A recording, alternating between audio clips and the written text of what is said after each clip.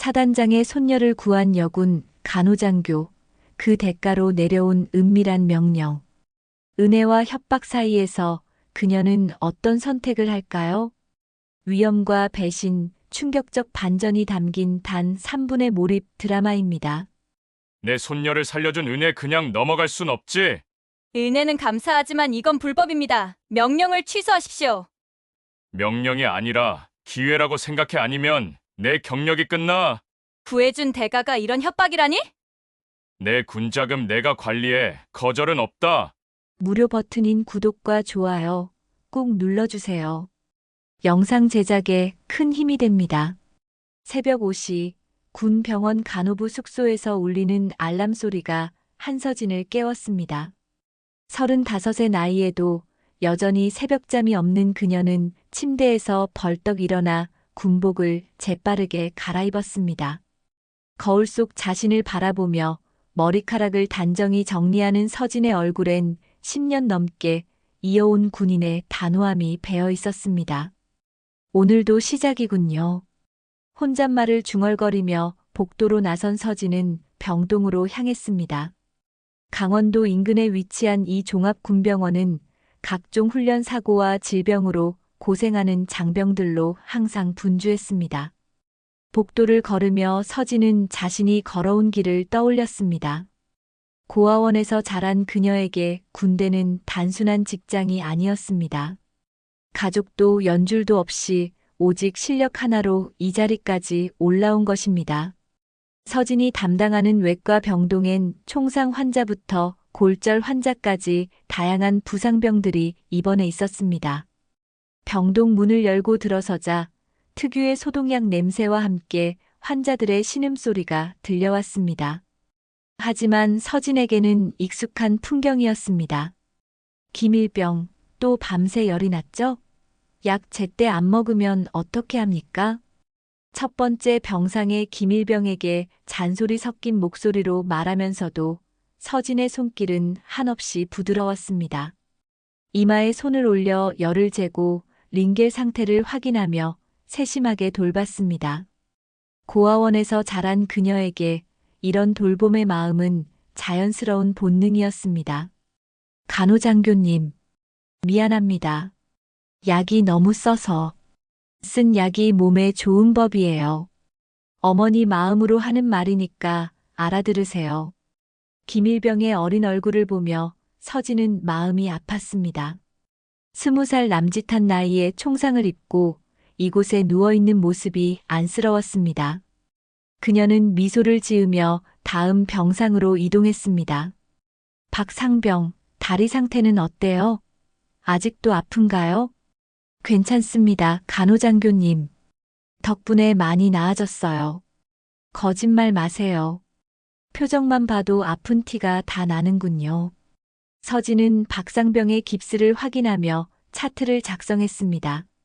낙하산 훈련 중 착지 실수로 다리가 부러진 박상병은 벌써 한 달째 입원 중이었습니다.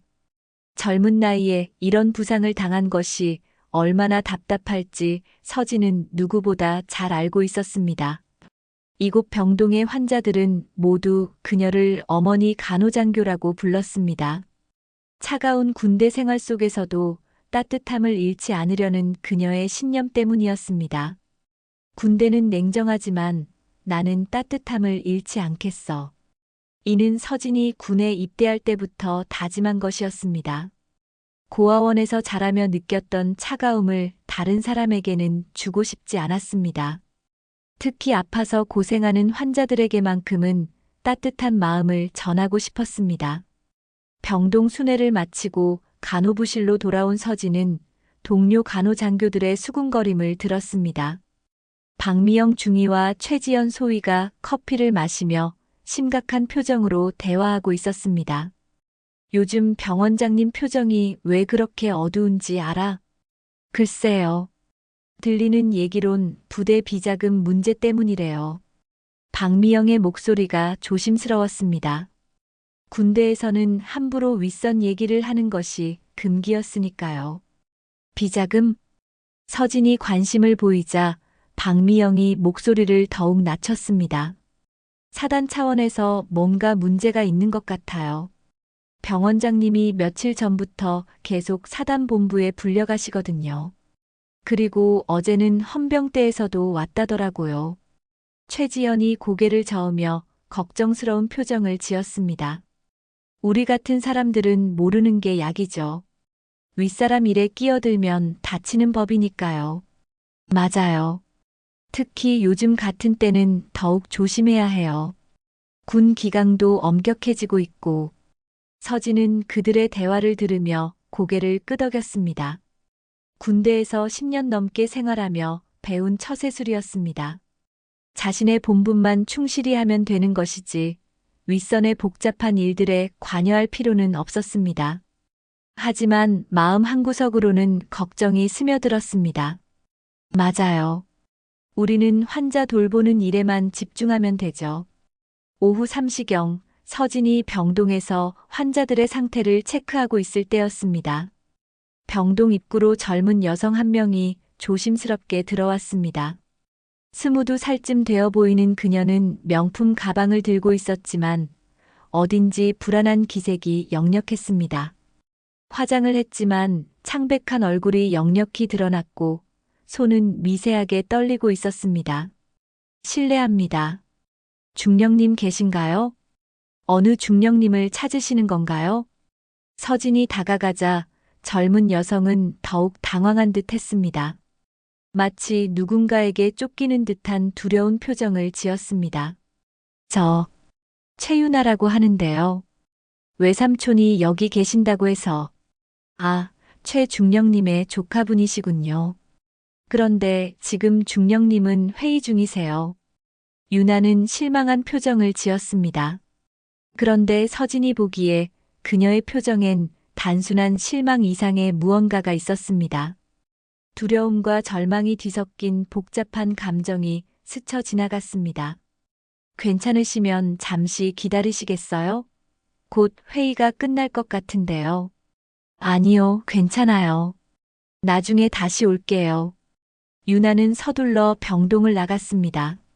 하지만 병동 문 밖에서 잠시 멈춰서서 휴대폰을 꺼내 누군가와 통화하는 모습이 보였습니다. 목소리는 들리지 않았지만 표정만으로도 다급함이 전해졌습니다. 서진은 그녀의 뒷모습을 바라보며 묘한 느낌을 받았습니다. 최중령의 조카라고 했는데 그렇다면 사단장의 손녀가 아닐까 하는 생각이 들었습니다. 사단장 최도연의 성이 최 씨였으니까요. 왜 저렇게 불안해 보이지? 무슨 일이라도 있는 건가? 저녁 근무를 마치고 숙소로 돌아온 서진은 유나의 모습이 계속 머릿속에 맴돌았습니다. 그리고 동료들이 나눈 비자금 얘기도 함께 떠올랐습니다. 뭔가 불길한 예감이 들었지만 서진은 고개를 저었습니다. 쓸데없는 생각이야. 내 일이나 잘하자.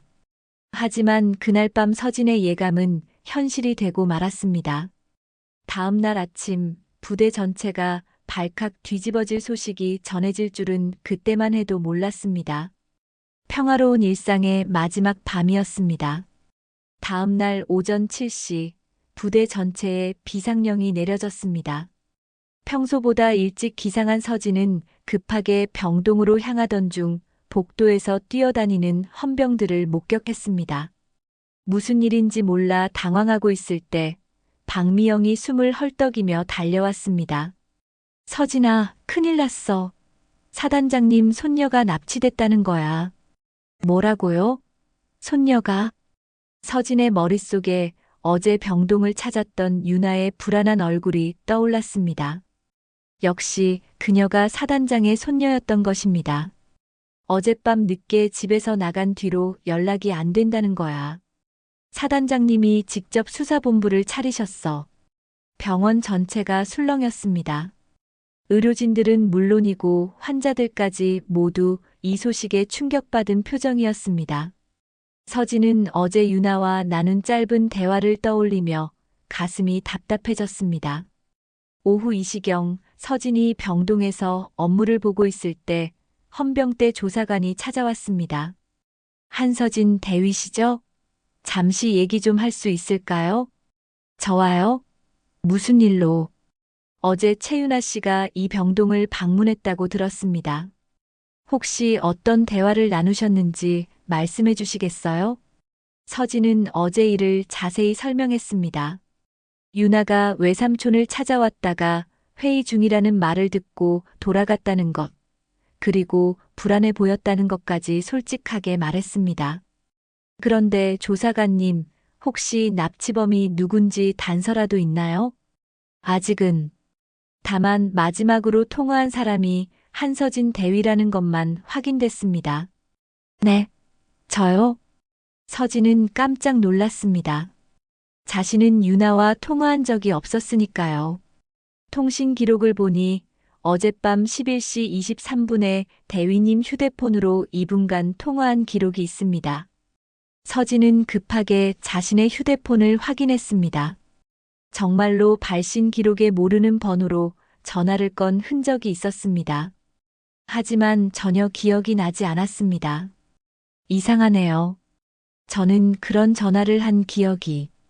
그 순간 서진의 뇌리에 번개처럼 스쳐 지나간 기억이 있었습니다. 어젯밤 잠들기 전 침대에 누워 있을 때 휴대폰이 울렸던 것 같았습니다. 꿈인 줄 알고 대충 받았던 것 같은데 혹시 기억나시면 즉시 연락 주세요. 헌병대 조사관이 돌아간 후 서진은 불안한 마음을 달랠 수 없었습니다. 자신이 유나와 마지막으로 통화했다는 사실이 믿어지지 않았습니다.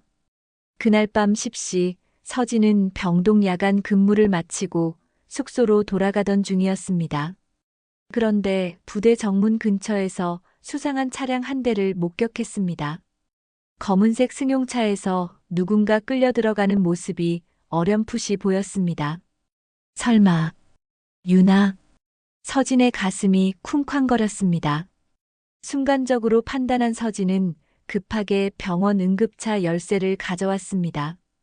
군의관들이 응급 상황에 사용하는 차량이었지만 지금은 그런 것을 따질 때가 아니었습니다. 죄송합니다. 잠깐만 빌려 쓸게요. 서진은 응급차를 몰고 검은 승용차를 뒤쫓았습니다. 다행히 상대방은 서진이 따라오는 것을 눈치채지 못한 듯 했습니다. 약 20분간 산길을 달린 끝에 승용차는 외딴 공장 부근에서 멈췄습니다. 서진은 차에서 내려 조심스럽게 공장 건물에 접근했습니다. 낡은 철문 틈새로 안을 들여다보니 정말로 유나가 의자에 묶여 있었습니다. 납치범은 2명이었는데 한 명은 전화 통화 중이고 한 명은 유나를 지키고 있었습니다. 돈은 언제 준다는 거야? 이 아가씨 때문에 우리도 위험하다고.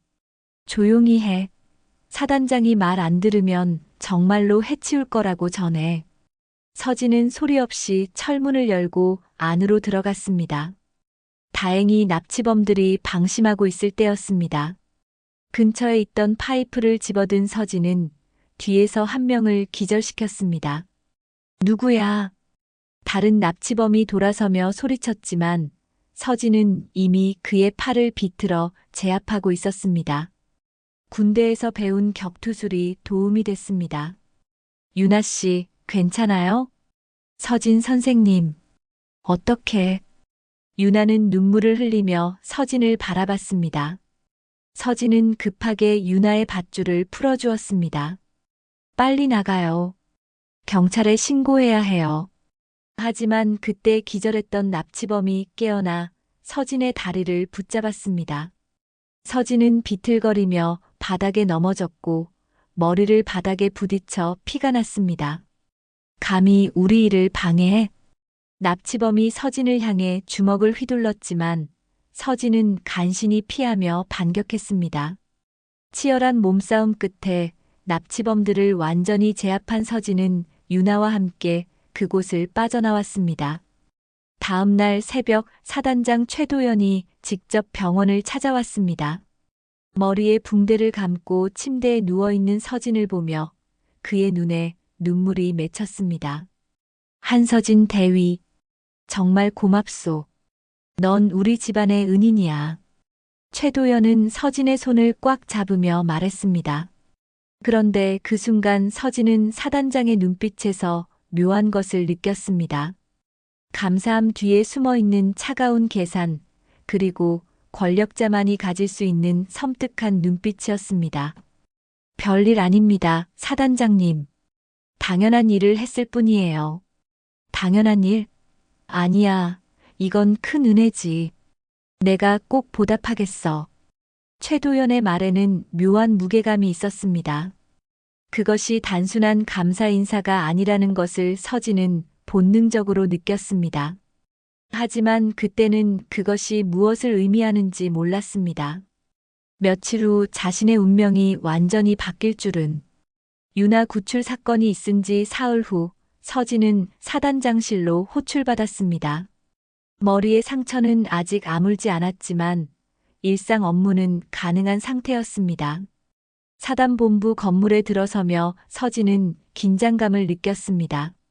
10년 넘게 군 생활을 했지만 사단장을 직접 만나는 것은 처음이었습니다. 들어오시오, 한서진 대위. 최도연의 집무실은 서진이 상상했던 것보다 훨씬 화려했습니다. 벽면 가득 걸린 전쟁 기념품들과 각종 표창장들이 그의 권위를 보여주고 있었습니다. 특히 눈에 띄는 것은 진열장 안의 고급 양주들이었습니다. 수십 년 된 위스키부터 프랑스산 코냑까지 일반 군인의 봉급으로는 상상할 수 없는 가격대의 술들이 즐비했습니다. 앉으시오. 차라도 한잔하지. 최도연은 정중하게 서진을 대했습니다. 하지만 그의 눈빛에는 며칠 전 병원에서 느꼈던 그 차가움이 여전히 남아 있었습니다. 감사합니다, 사단장님. 서진이 의자에 앉자 최도연은 고급차를 직접 따라주었습니다. 이런 대접을 받은 것은 처음이라 서진은 어색했습니다. 유나 일로 정말 고마웠소. 손녀를 구해준 은혜를 어떻게 갚아야 할지. 별 말씀을요. 당연한 일을 했을 뿐입니다. 그때 최도연의 표정이 미묘하게 변했습니다. 친근했던 미소가 사라지고 차가운 진지함이 그 자리를 대신했습니다. 그런데 말이오, 서진 대위. 나는 은혜를 받으면 반드시 갚는 사람이오. 그리고 은혜를 받은 사람에게는 특별한 신뢰를 보내지. 서진은 뭔가 불길한 예감이 들어 몸을 경직시켰습니다. 무슨 말씀이신지. 최도연은 일어나서 진열장에서 서류철 하나를 꺼내왔습니다. 그리고 서진 앞에 펼쳐 보였습니다. 거기에는 각종 계좌 번호와 금액이 적혀 있었습니다. 이걸 좀 봐주시오. 부대 운영을 위한 특별 자금이요.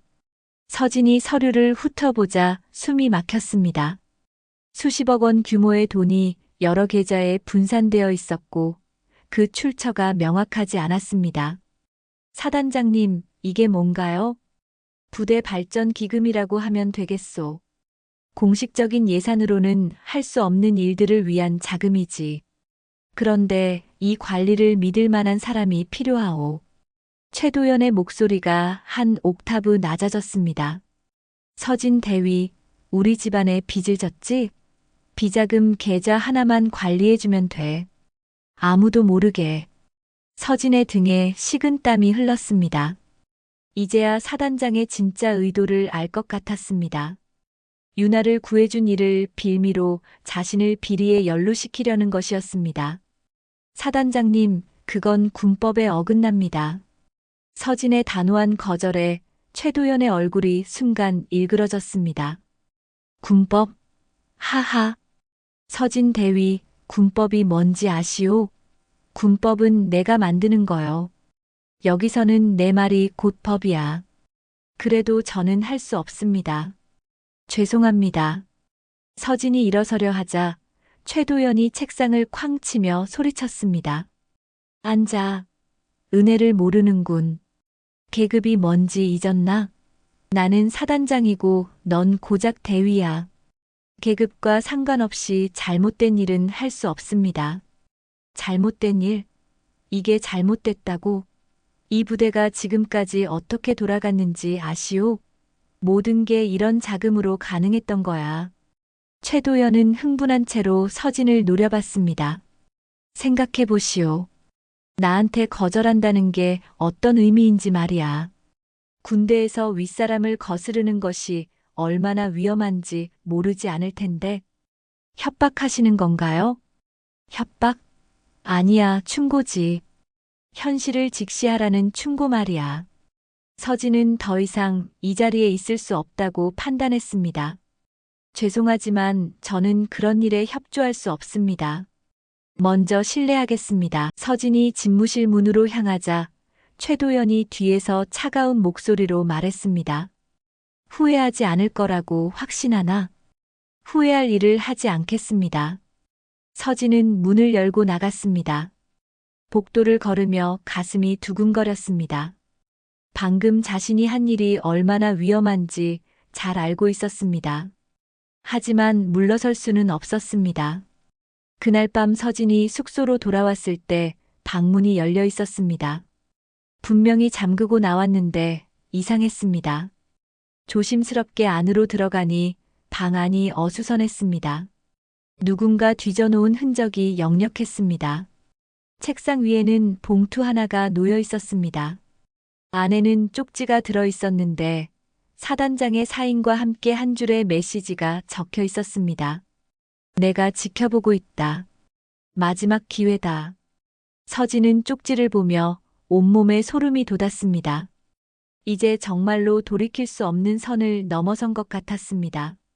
사단장의 권력 아래서 자신이 얼마나 무력한 존재인지 뼈저리게 느꼈습니다. 휴대폰이 울렸습니다. 모르는 번호였지만 서진은 받을 수밖에 없었습니다. 한서진 대위, 아직 생각할 시간은 있소. 하지만 너무 오래 기다리지는 않겠어. 최도연의 목소리였습니다. 서진은 전화를 끊고 침대에 주저앉았습니다. 이제 어떻게 하지? 정말 혼자서 이 거대한 권력과 맞설 수 있을까? 창밖으로 보이는 부대의 야경이 평소와 다르게 차갑고 무서워 보였습니다.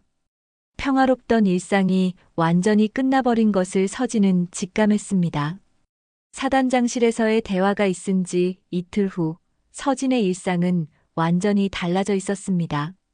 병동에서 환자들을 돌보며 평상시처럼 업무를 하고 있던 중 갑자기 병동 입구로 헌병대 소속 상사 2명이 단단한 표정으로 들어왔습니다. 병동 내 환자들과 의료진들의 시선이 일제히 그들에게 쏠렸습니다. 한서진 대위, 헌병대로 동행해 주시기 바랍니다. 무슨 일로요? 서진은 당황했지만 최대한 침착하게 물었습니다. 환자들이 지켜보고 있는 상황에서 소동을 일으킬 수는 없었습니다. 부대 물자 불법 반출 혐의로 조사를 받으셔야 합니다. 서진은 귀를 의심했습니다. 자신은 그런 일을 한 적이 없었습니다. 병동의 동료 간호장교들이 놀란 표정으로 상황을 지켜보고 있었습니다. 박미영은 입에 손을 가져다 대며 충격받은 표정을 지었습니다. 잠깐만요. 저는 그런 일을 한 적이 없는데요. 조사받으시면서 해명하시기 바랍니다. 헌병들의 표정은 진지했고 타협의 여지가 없어 보였습니다. 서진은 어쩔 수 없이 배기를 벗고 그들을 따라 나섰습니다. 복도를 걸으며 지나치는 동료들의 시선이 따가웠습니다. 헌병대 조사실은 차가운 콘크리트 벽과 형광등으로 둘러싸인 을씨년스러운 곳이었습니다. 창문도 없고 환기도 잘 되지 않아 숨막히는 분위기였습니다. 철제 테이블과 의자만 덩그러니 놓여있는 방에서 서진은 조사관과 마주 앉았습니다. 한서진 대위, 지난주 화요일 밤 병원 의료용품 창고에서 고가의 의료기기가 무단 반출된 사실을 알고 계십니까? 전혀 모르는 일입니다.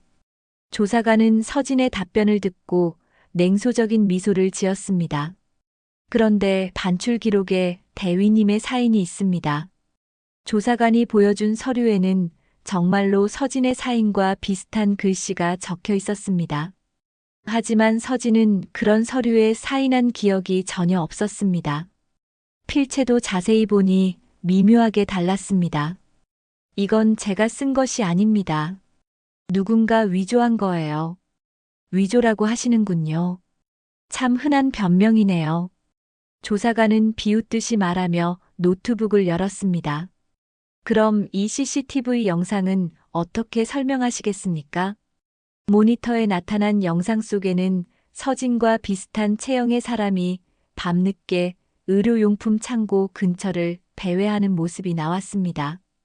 화질이 의도적으로 흐릿하게 처리된 것 같았고 얼굴은 명확하게 보이지 않았지만 충분히 의심받을 만한 상황이었습니다. 이것도 저가 아닙니다. 저는 그날 밤 숙소에서 쉬고 있었어요. 증명할 수 있습니까? 목격자라도 있습니까? 서진은 말문이 막혔습니다. 혼자 숙소에 있었기 때문에 증명할 방법이 없었습니다. 조사관은 서진의 당황한 표정을 보며 만족스러워했습니다. 참고로 말씀드리면 반출된 의료기기는 1,000만 원이 넘는 고가 장비입니다. 이 정도면 중범죄에 해당하죠. 2시간에 걸친 조사를 마치고 병동으로 돌아온 서진은 동료들의 시선이 완전히 달라진 것을 느꼈습니다. 벌써 소문이 부대 전체에 퍼진 것 같았습니다. 복도를 지나가며 만나는 사람들이 수군거리는 소리가 들렸습니다. 서진아, 정말 그런 일은 아니지? 박미영이 조심스럽게 물었습니다. 평소와 달리 거리감이 느껴지는 목소리였습니다. 당연히 아니죠. 누군가 저를 모함하는 거예요. 그런데 왜 하필 너를 모함하려고 하지? 무슨 원한이라도 있어? 최지연이 의심스러운 눈빛으로 서진을 바라봤습니다. 서진은 가슴이 아팠습니다. 10년 넘게 함께 일한 동료들조차 자신을 의심하고 있었습니다. 그때 최지연이 주변을 살피더니 작은 목소리로 말했습니다. 혹시 사단장님과 무슨 일이 있었어? 요즘 부대 분위기가 이상하거든. 그리고 너한테만 이런 일이 생기는 게 우연치고는. 서진은 모든 것을 말하고 싶었지만 참았습니다. 동료들까지 위험에 빠뜨릴 수는 없었습니다. 하지만 혼자 감당하기에는 너무 버거운 상황이었습니다. 그날 오후 서진에게 희망의 전화가 걸려왔습니다. 육사 동기인 이상훈 대위였습니다. 그는 현재 사단본부 작전과에서 근무하고 있었습니다. 서진아, 지금 어디야? 급하게 만나야 할 것 같은데. 왜? 무슨 일이야? 전화로는 안 돼. 부대 밖 커피숍에서 만나자. 아무한테도 말하지 말고. 이상훈의 목소리에 긴급함이 느껴졌습니다. 서진은 불안한 마음으로 부대를 나섰습니다. 1시간 후 부대 근처 조용한 커피숍에서 만난 이상훈의 표정은 심각했습니다. 그는 구석진 자리를 골라 앉으며 주변을 계속 살폈습니다. 서진아, 너 지금 정말 위험해. 사단장이 너를 완전히 찍었어. 알고 있어. 그런데 넌 어떡해? 내가 사단본부 작전과에 있으니까 들리는 얘기가 있지. 그런데 이게 단순한 압박이 아니야. 계획적으로 너를 파멸시키려고 해. 이상훈은 커피를 한 모금 마시고 목소리를 더욱 낮췄습니다. 그리고 말야, 사단장이 직접 지시한 비자금 계좌를 찾았어. 정말? 응. 우연히 사단장 컴퓨터에서 발견했지. 잠깐 컴퓨터를 혼자 쓸 기회가 있었거든. 이상훈은 주변을 살피더니 휴대폰에 저장된 사진을 보여줬습니다. 이 계좌들 봐. 모두 사단장 명의로 개설된 비자금 계좌야. 수십억이 들어있어. 출처는 부대 예산 횡령, 납품업체 리베이트, 심지어 장병들 급식비까지 빼돌린 거야. 서진은 사진을 보며 놀랐습니다. 며칠 전 사단장실에서 본 그 서류와 똑같은 내용이었습니다. 이걸 어떻게 입수했어? 위험을 무릅쓰고 복사했지. 그런데 서진아, 이게 중요한 게 아니야. 사단장이 너를 어떻게 처리하려는지 들었거든. 이상훈의 표정이 더욱 어두워졌습니다. 군법회의에 회부시켜서 불명예 전역시키려고 해. 그것도 모자라서 내 신상 정보를 조작해서 민간에서도 취업 못하게 만들려고 해. 완전히 사회적으로 매장시키려는 거야. 서진은 온몸에 소름이 돋았습니다. 사단장의 복수가 이렇게까지 치밀하고 잔인할 줄은 몰랐습니다. 상훈아, 고마워. 이 자료 복사할 수 있어? 물론이지. 하지만 정말 조심해야 해. 들키면 나도 위험하니까. 이상훈이 자료를 USB에 복사해 주었습니다. 서진은 그것을 받으며 마음속으로 반격을 다짐했습니다. 드디어 사단장과 맞설 수 있는 무기를 손에 넣은 것입니다. 하지만 희망은 오래가지 못했습니다. 다음 날 아침 이상훈에게서 충격적인 소식이 전해졌습니다. 서진아, 큰일 났어. 내가 갑자기 전출 명령을 받았어. 뭐라고?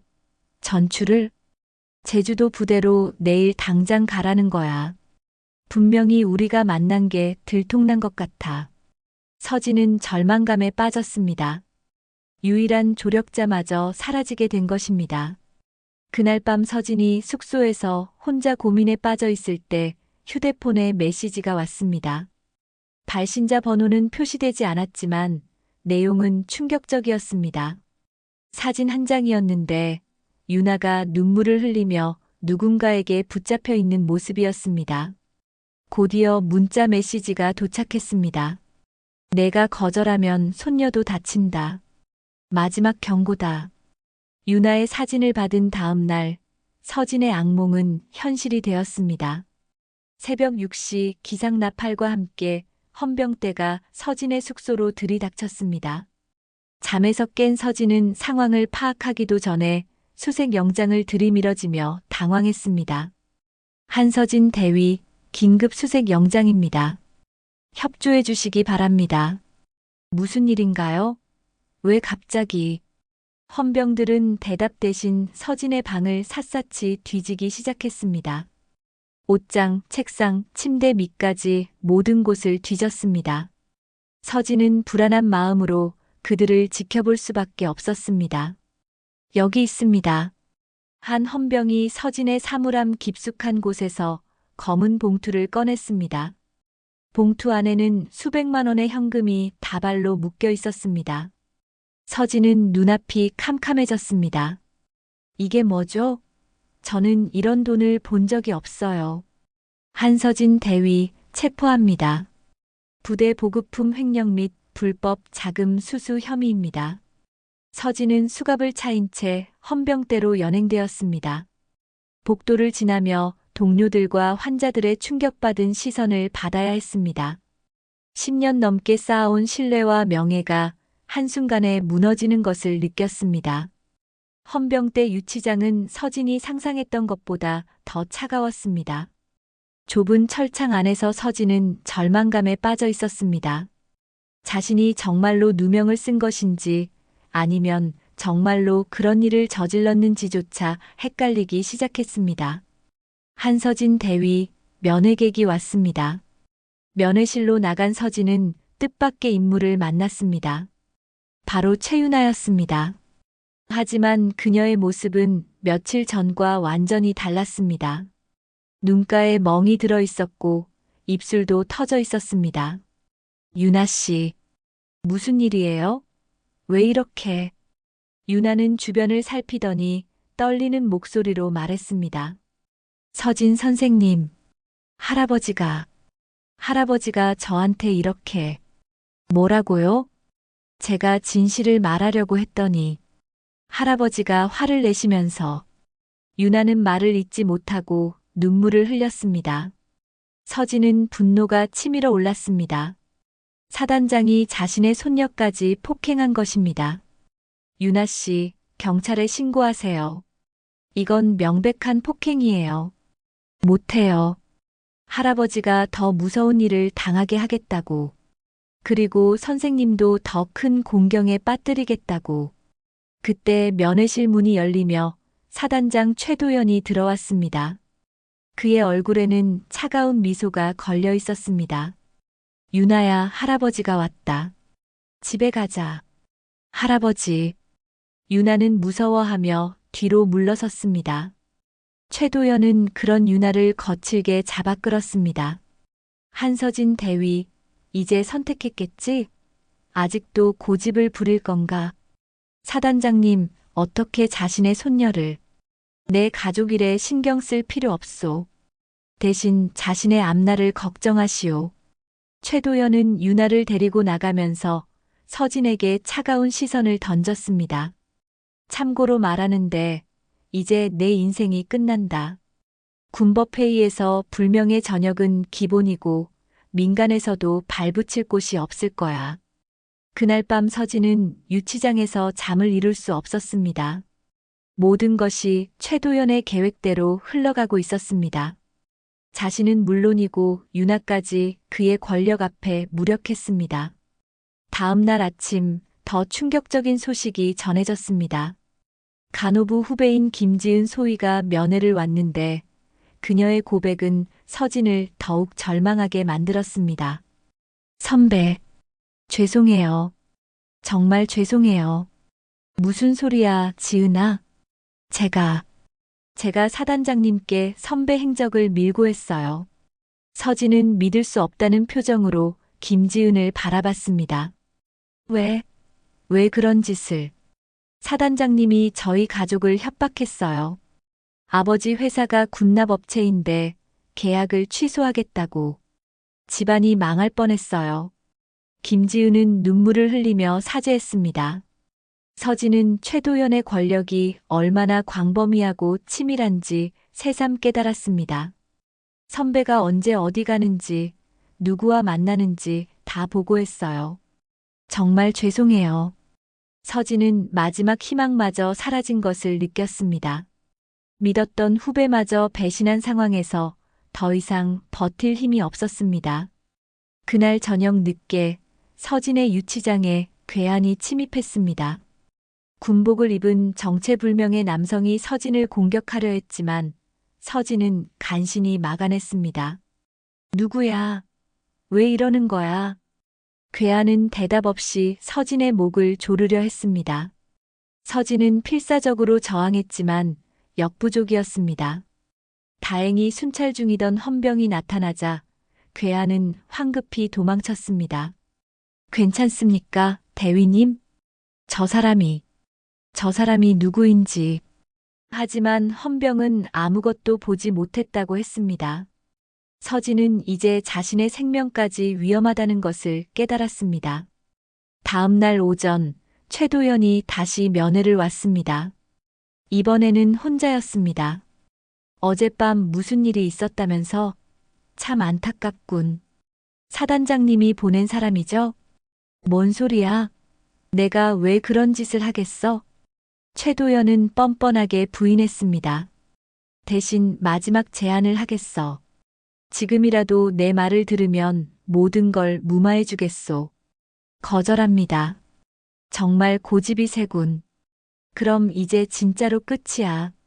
최도연은 일어서며 차가운 미소를 지었습니다. 참고로 유나는 실종됐어. 경찰에 신고했지만 찾지 못하고 있지. 혹시 또 납치된 건 아닐까? 서진은 온몸이 얼어붙었습니다. 최도연이 정말로 자신의 손녀를 다시 위험에 빠뜨린 것입니다. 이제 선택해, 한서진. 내 고집 때문에 무고한 아이가 다치면 그 죄책감을 평생 안고 살 수 있겠어? 서진은 더 이상 버틸 수 없었습니다. 모든 것이 무너진 상황에서 유나까지 위험에 빠뜨릴 수는 없었습니다. 하지만 항복하는 것도 정의에 어긋나는 일이었습니다. 그날 밤 서진은 유치장에서 마지막 결심을 다졌습니다. 설령 자신이 파멸하더라도 진실을 밝혀내야 한다고 생각했습니다. 유치장에서 3일째 밤을 보내던 서진에게 뜻밖의 희망이 찾아왔습니다. 새벽 4시경 간수가 조용히 서진의 유치장 앞으로 다가왔습니다. 한서진 대위, 조용히 하세요. 도와주러 온 사람이 있어요. 간수의 뒤로 낯선 중년 남성이 나타났습니다. 60대 정도로 보이는 그는 민간인 복장을 하고 있었지만 군인 특유의 자세가 몸에 배어 있었습니다. 저는 박철민이라고 합니다. 전 중령 출신이고 현재는 탐사기자로 일하고 있어요. 기자요? 네. 그런데 더 중요한 건 제가 왜 여기 왔는지죠. 이상훈 대위가 저에게 연락했습니다. 서진의 눈이 커졌습니다. 제주도로 전출 간 이상훈이 도움을 요청한 것이었습니다. 상훈이가요? 그런데 어떻게 여기까지? 간수 한 분이 제 후배라서 도움을 받았습니다. 그리고 이걸 보세요. 박철민은 조심스럽게 태블릿을 꺼내 영상을 재생했습니다. 화면에는 유나가 납치당하던 그날 밤의 블랙박스 영상이 나왔습니다. 서진이 그날 밤 몰았던 응급차의 블랙박스였습니다. 이 영상을 자세히 보세요. 납치범들이 대화하는 부분이 있어요. 영상 속에서 납치범 중 한 명이 전화 통화를 하는 모습이 나왔습니다. 음성은 작았지만 립리딩으로 내용을 파악할 수 있었습니다. 중령님, 계획대로 진행하겠습니다. 네, 사단장님께는 아무 말씀 안 드리겠습니다. 서진은 충격받았습니다. 납치범이 중령님이라고 부르는 사람이 있었던 것입니다. 이게 바로 증거입니다. 최중령이 이 모든 일의 배우였어요. 사단장의 매형 말입니다. 그럼 사단장님도 모르셨다는 건가요?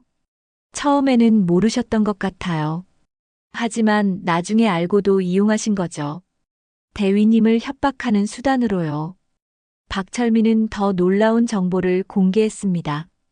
그리고 이상훈 대위가 보내준 비자금 자료도 분석해봤는데 최중령이 그 돈의 상당 부분을 개인적으로 빼돌렸더군요. 사단장님도 피해자인 셈이에요. 서진은 상황을 정리하려 했습니다. 최중령이 부대 비자금을 횡령했고 그것이 발각될 위기에 처하자 조카인 유나를 이용해 가짜 납치극을 벌인 것이었습니다. 그리고 서진이 유나를 구출하자 이를 빌미로 사단장이 서진을 협박한 것이었습니다. 하지만 사단장님도 결국 저를 협박하셨잖아요. 그것도 잘못된 일 아닌가요? 물론입니다. 하지만 대위님, 이제 중요한 건 선택이에요. 이 모든 비리를 세상에 알릴 건지 아니면 묻어버릴 건지요. 서진은 깊은 고민에 빠졌습니다. 그동안 자신이 받았던 고통과 굴욕이 떠올랐습니다. 하지만 동시에 진실을 밝혀야 한다는 사명감도 느꼈습니다. 박 선생님, 제가 만약 이 일을 폭로한다면 어떻게 되나요? 솔직히 말씀드리면 쉽지 않을 겁니다. 권력층의 반발이 심할 테고 대위님도 더 큰 위험에 처할 수 있어요. 그래도 해야 할 일이라면 해야죠. 서진의 목소리에 결의가 담겼습니다. 그동안의 고민과 갈등이 정리되는 순간이었습니다. 은혜와 협박은 다르다. 내가 무릎 꿇으면 다른 사람들도 무릎 꿇게 된다. 서진은 마음속으로 다짐했습니다. 자신이 여기서 굴복한다면 앞으로 수많은 후배들이 같은 일을 당할 것이었습니다. 박 선생님, 도와주세요. 이 모든 진실을 세상에 알리고 싶어요. 각오는 되셨죠? 한번 시작하면 돌이킬 수 없습니다. 네, 각오됐습니다. 박철민은 만족스러운 표정을 지었습니다. 좋습니다. 그럼 지금부터 본격적인 작업을 시작하죠. 먼저 이 영상을 언론에 제보하고 이상훈 대위의 비자금 자료도 함께 공개할 예정입니다. 혹시 유나는 어떻게 되나요? 정말 실종된 건가요? 아니요, 실제로는 최중령이 숨겨놓고 있을 겁니다. 하지만 곧 찾을 수 있을 거예요. 그날 밤 박철민은 조심스럽게 자료를 정리해 여러 언론사에 동시 제보했습니다. 군 내부 비리에 대한 폭로는 항상 민감한 사안이었지만 증거가 확실했기 때문에 언론들도 관심을 보였습니다. 다음 날 아침 첫 번째 기사가 나갔습니다. 군 간부 비자금 조성 의혹, 가짜 납치극까지 동원. 기사가 나가자마자 부대 전체가 발칵 뒤집어졌습니다. 사단장 최도연은 급하게 기자회견을 열어 반박했지만 이미 여론은 돌이킬 수 없는 상황이었습니다. 이는 명백한 허위 보도입니다. 우리 부대는 투명하게 운영되고 있으며 하지만 기자들의 질문은 거셌습니다. 그럼 비자금 계좌는 어떻게 설명하시겠습니까? 한서진 대위를 협박한 사실은 없습니까? 최도연은 당황한 채로 기자회견장을 빠져나갔습니다. 같은 시간 헌병대에서는 급하게 수사 방향을 바꿨습니다. 새로운 증거들이 쏟아지자 서진에 대한 혐의는 약해졌고 대신 최중령에 대한 수사가 시작됐습니다. 한서진 대위 석방됩니다. 서진은 마침내 유치장에서 나올 수 있었습니다. 하지만 기쁨보다는 앞으로 벌어질 일들에 대한 걱정이 앞섰습니다. 박철민이 서진을 맞이했습니다. 축하합니다. 첫 번째 관문은 통과했네요. 이제 시작인 거죠? 네, 이제부터가 진짜 싸움입니다.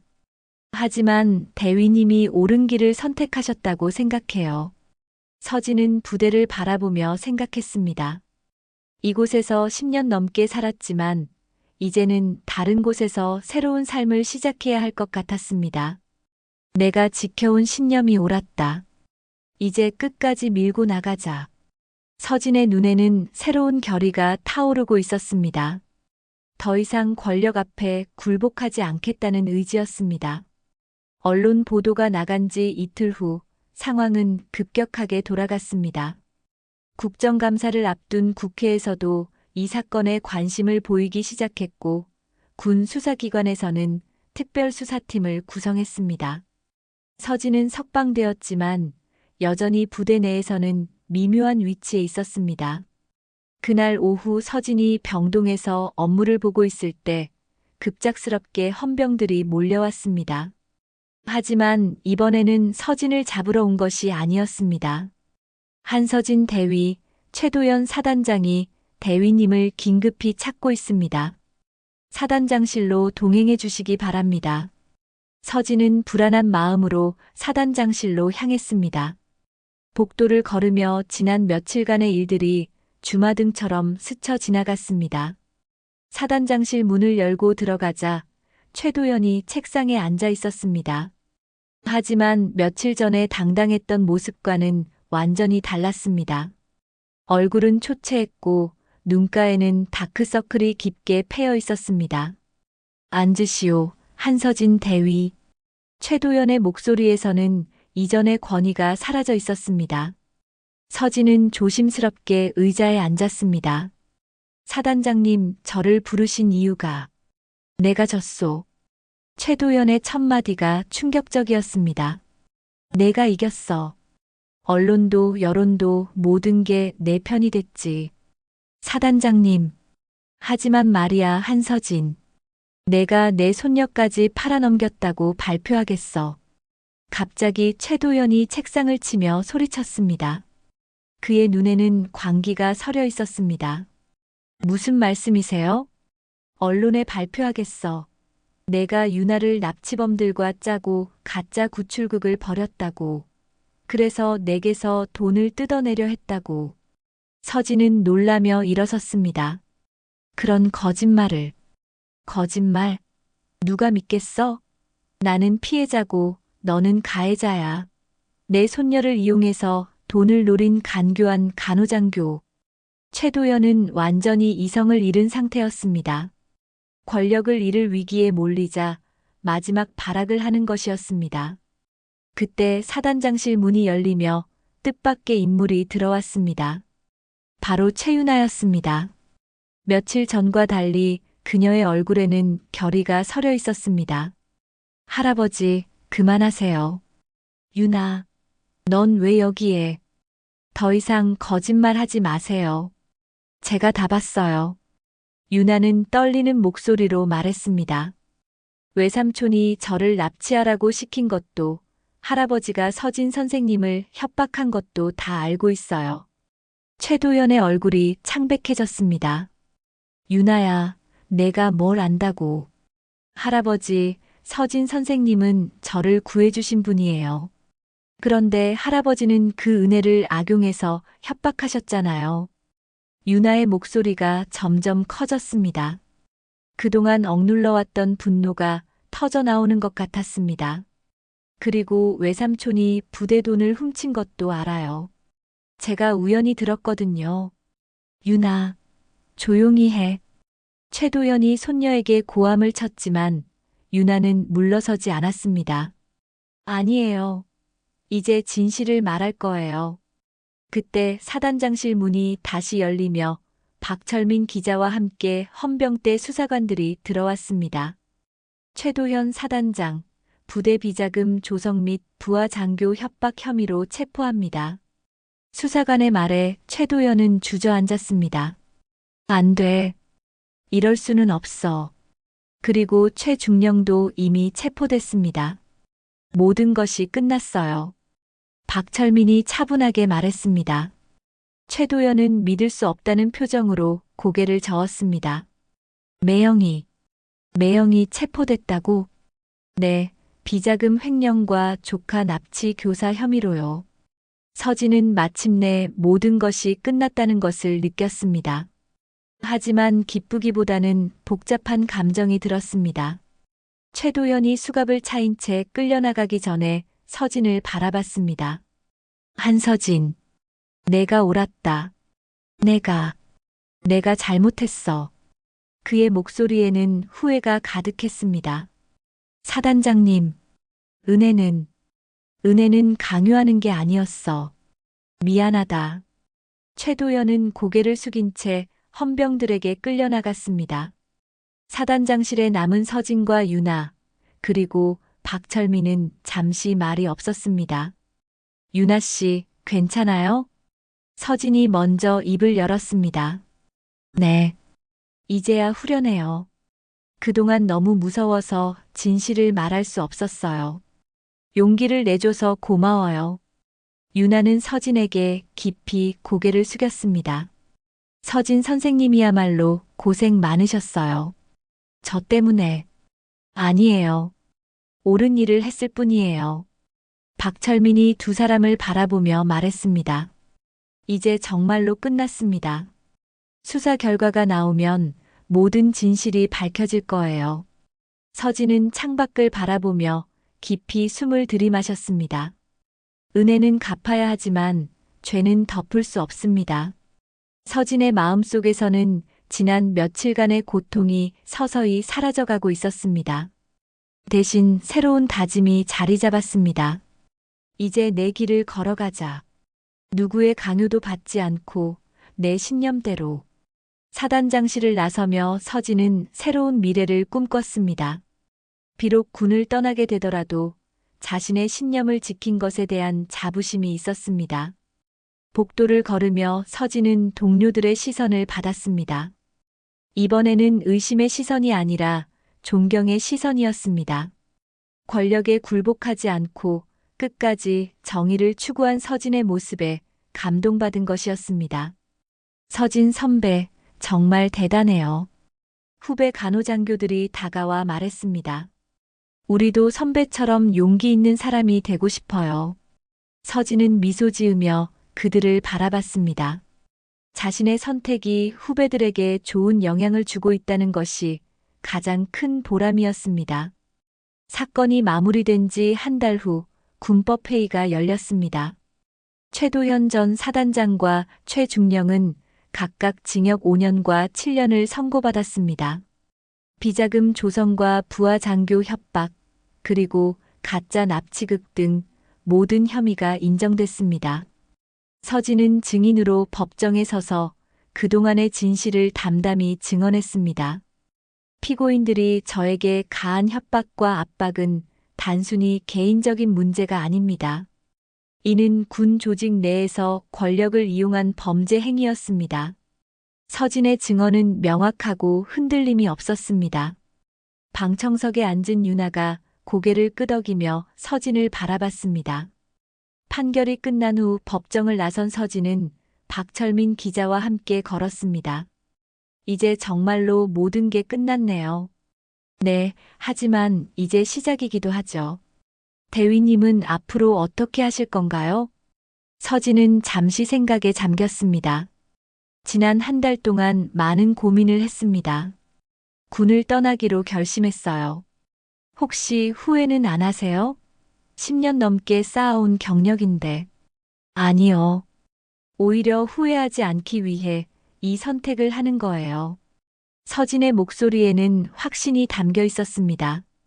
군인은 명령에만 충성하는 게 아니라 정의에도 충성해야 한다고 생각해요. 그런데 지금의 군 조직에서는 그런 신념을 지키기 어려울 것 같아요. 박철민은 고개를 끄덕였습니다. 좋은 선택이라고 생각합니다. 그런데 구체적인 계획은 있으신가요? 네, 사실 며칠 전에 결정했어요. 서진은 미소를 지으며 말했습니다. 군 병원 출신 간호사들과 함께 무료 진료소를 열기로 했어요. 상처받은 군인들과 그 가족들을 돌보는 일을 하려고요. 정말 의미 있는 일이네요. 며칠 후 서진은 저녁 수속을 받기 위해 부대를 찾았습니다. 병동에 들어서자 환자들과 동료들이 모두 나와서 그녀를 맞이했습니다. 간호장교님, 정말 가시는 거예요? 김일병이 아쉬워하며 물었습니다. 이제 다리 상처가 많이 나아진 박상병도 곁에 서 있었습니다. 네, 하지만 멀리 가는 건 아니에요. 언제든 찾아올 수 있는 곳에 있을 거예요. 간호장교님 덕분에 많이 배웠어요. 어려울 때 포기하지 않는 법을요. 박상병의 말에 서진은 뭉클했습니다.